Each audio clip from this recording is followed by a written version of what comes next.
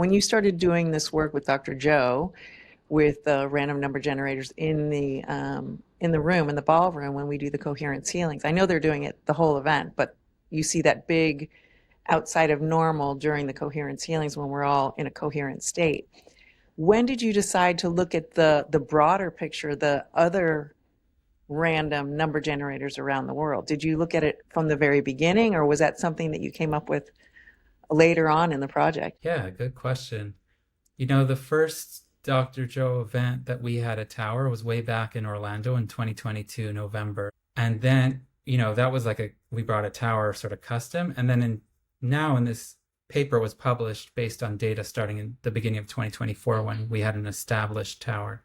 But back then in 2022, that was our first time using that tower.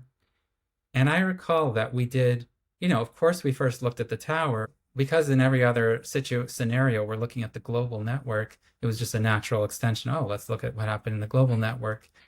And I remember that event, there were 3 coherence healings, and I was looking at the charts and I was like, those look pretty similar.